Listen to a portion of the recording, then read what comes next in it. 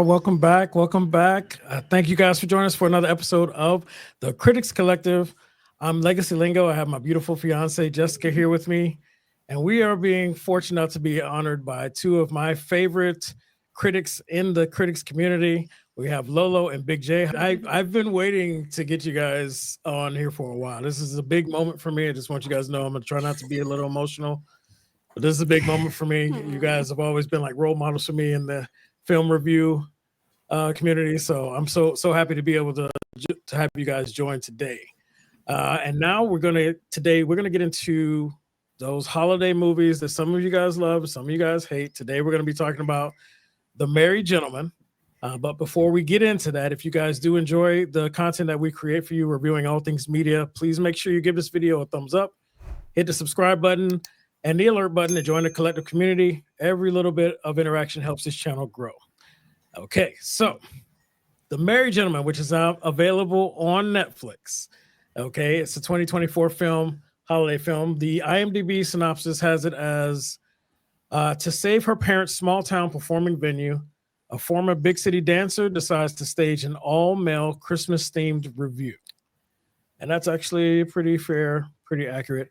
I know if you guys aren't sure, IMDb has left me hanging sometimes with the worst synopsis, and I'm reading them blind, and I'm like, that's not what this movie's about. But that was actually pretty on par, pretty on point. We'll take it. Yeah, we'll take it.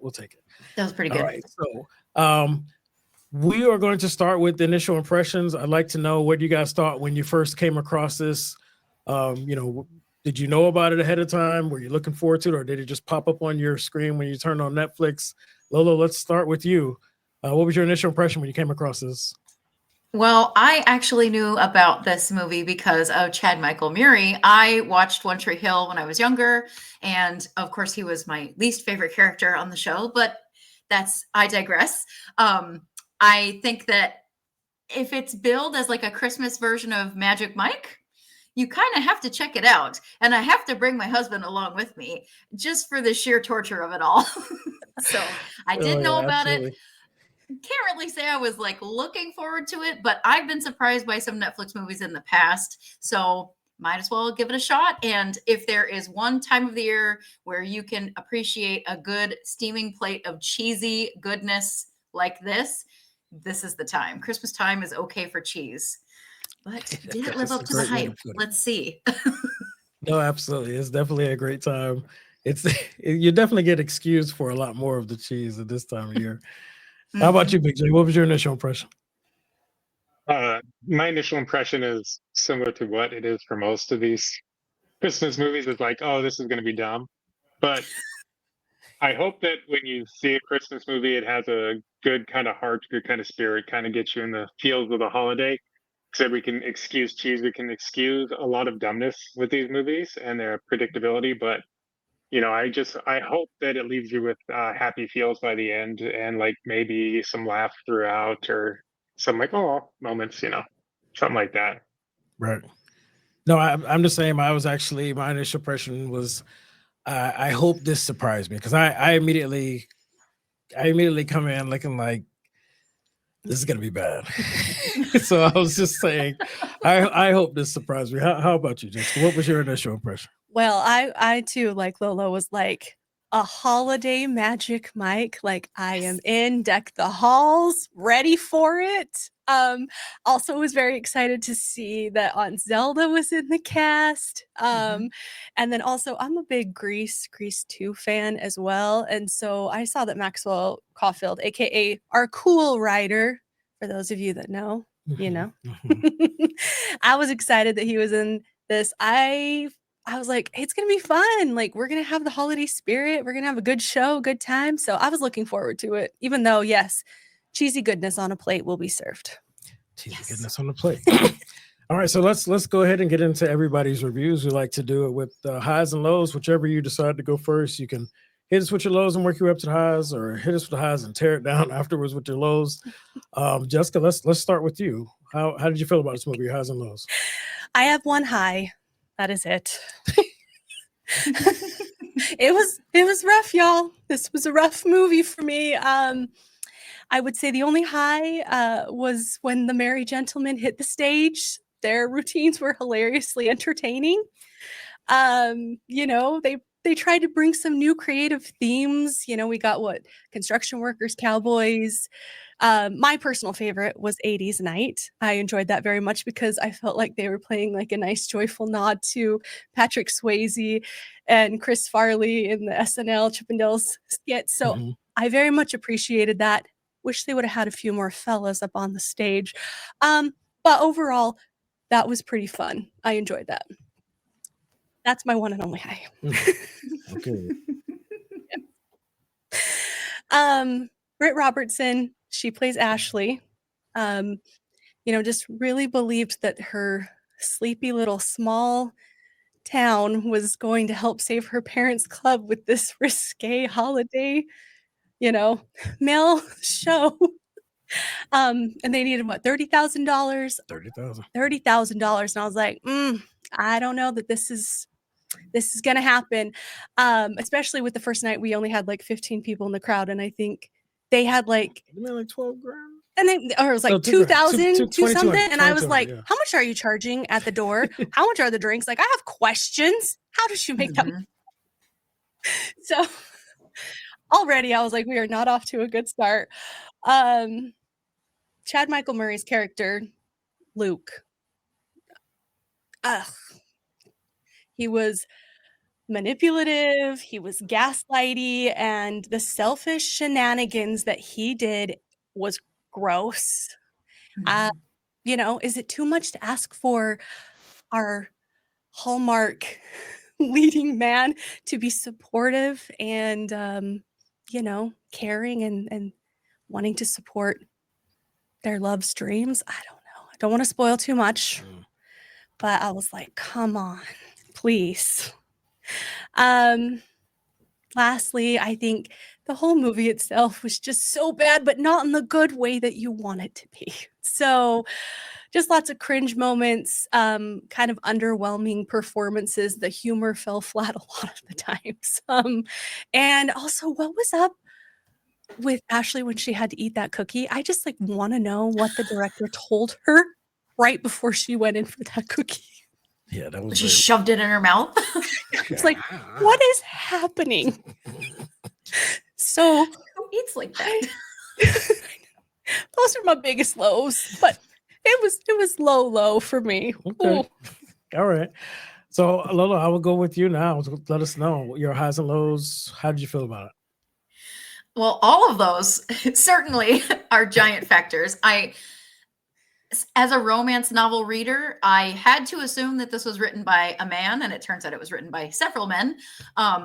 In a world where romance novels are dominated and primarily written by women, the main male character would never do the things that Chad Michael Murray's character did in this movie if he had been written by a woman.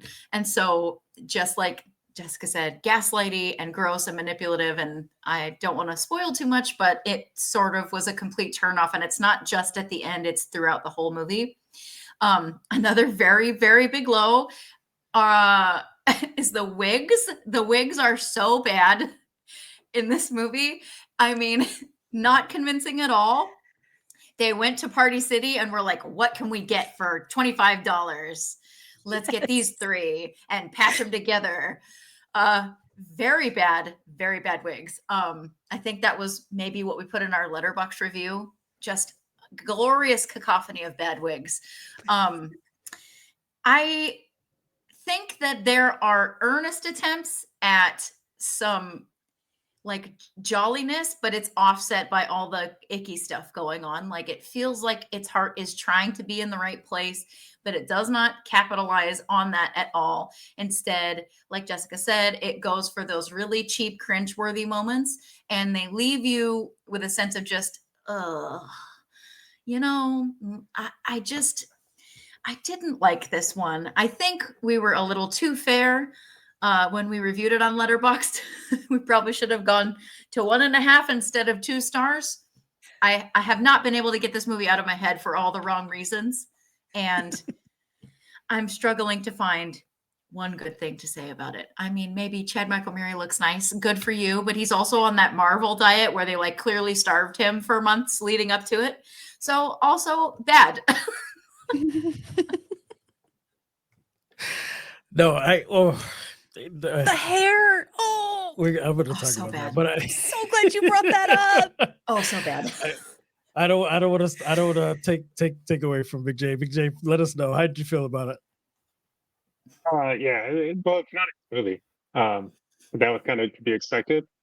What I'll say the high of the movie, I guess, is the music and the dancing. There's some cool dance scenes, especially from the Uber driver guy. I think he's the only professional dancer in the cast. I don't know his background, but you can clearly tell he knows how to dance. A lot of the lows, like you said, the wig.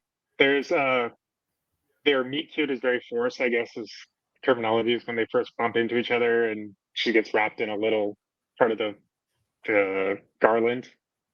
That's very forced, and they're like everything is forcing them together in this movie, and that doesn't work. It's like, oh, they're the only two single people in this whole town, so you're gonna force you guys to be together no matter what.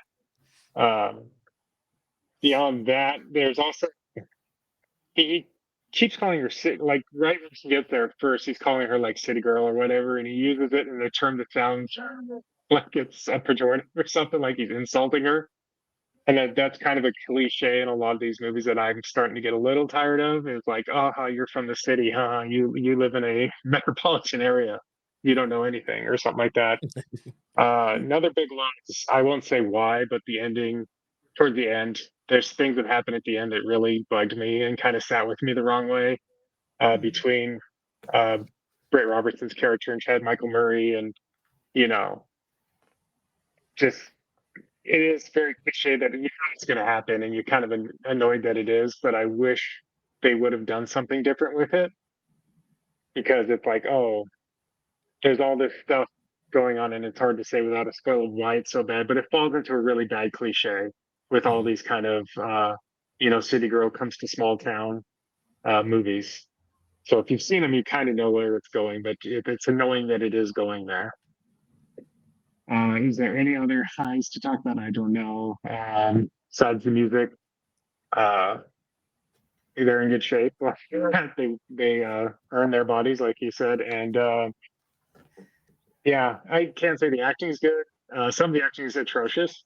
To say it's low, some of it's downright atrocious. I don't know how much chemistry they have either. It's not the worst chemistry I've seen in the movie, but it's not like you're like, oh, they work so well together and everything they do. You just like you're not like really rooting for them to wind up together. So it has its entertaining moments, but overall, I just was kind of left feeling fairly flat, and kind of the ending really dragged it down for me too. That whole thing at the end just really was messed up. It kind of reminded me of the Full Monty. Like they were kind of ripping off scenes from the Full Monty, and they're kind of ripping off scenes from Magic Mike, and they're kind of pulling the. There's that scenes in the middle, like it's just not a huge spoiler, but they're doing a practice, like Chad Michael Murray's like practicing dancing and like while he's doing other things, and that's straight out of the Full Monty. So we call it like the Full Frosty or something.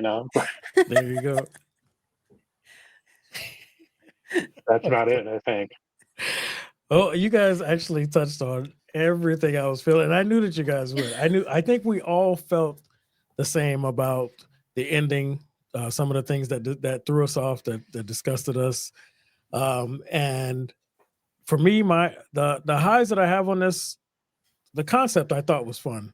It had great potential, and I of course, it didn't deliver what we wanted. The two guys, the like you said, the Uber driver, and then the bartender. I felt like those guys helped keep the energy of what they were trying to give as far as the dancing. They were really into it. They were definitely built for it. They definitely had stronger physiques. I don't know how the brother-in-law got pulled into there. I don't know if they were just checking a box just to make sure they got people of color in there or whatever, but it wasn't necessary. So but everything else was a low for me. I didn't feel like there was a genuine effort based on, especially with all the points you guys made. I know for sure it wasn't a genuine effort to make this something special. I feel like that these guys just threw it together because this genre rarely fails, and by the time we do realize that it's bad, they've already got another notch under their belts for another review. So, you know, with the streaming platforms, that's all that matters. Doesn't matter if we walk away saying that's the worst movie ever, especially on these streaming platforms. It's not like they're looking to see ticket sales every year, you know, or every week from it. They just want as many numbers as possible for that big boom. And then maybe when the people talk about it, it may catch and more people watch it. Or if we trash it, people may go watch it to see how bad it is. So I don't feel like they even cared if this was good or not. They just threw it together and they were pulling scenes from stuff like you were saying, Big J, from everything, and it just was falling flat and not working. But one of the biggest things I hated was how hungover and bummy Chad Michael Murray's character looked. And like he was just in a Walmart commercial and he was beautiful. he was a beautiful man.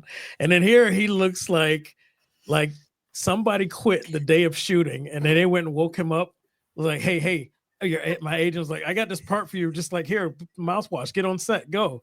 And he didn't look that beautiful to me. I know, Lola, you thought he looked good and maybe he can't do wrong, but I've seen him look better. So I was like, and then also Britt Robertson's character didn't look that great either. So I'm like, are they saying that because they're in a small town, they can't be glamorous? I don't get it. I felt like everybody was just kind of like watered down. And I've seen both actors look tremendous in other opportunities. So it was kind of throwing me for a loop. And the things that they were doing to force the chemistry, the one I hated the most, and I'm not trying to spoil, but the moment with Santa Claus, I was like, how is this supposed to? Oh yeah. How's this moment supposed to be magical and lead to something? It was just so weird. So it was weird. cringe. So cringe. It was very cringe. And I don't know why. It seems like in these movies nowadays, the male characters are just, I don't know, they're just not likable. And it's a running theme. we were just waiting on the movie to end. We knew they would, end up where they ended up, but like Big J said, we weren't really rooting for them. We're just kind of waiting to get through the story. So, with that being said, we are about to rate this, and I want to explain to you guys. Well, I'm going to show you and explain to you. We actually have a 5-point system, not stars, but accolades, as like trophies. All right. So, the Critics Collective. Let's see. Make sure I got all my stuff ready.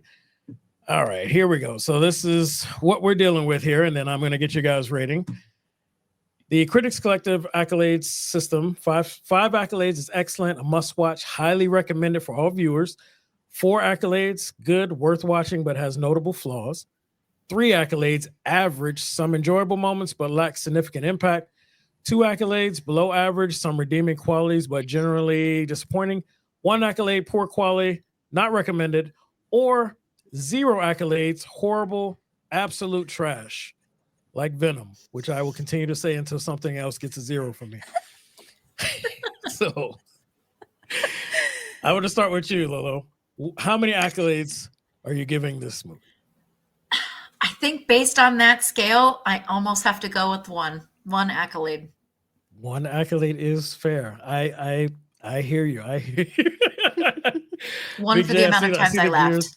Well, Big J, I see the gears turning. Where you at with it?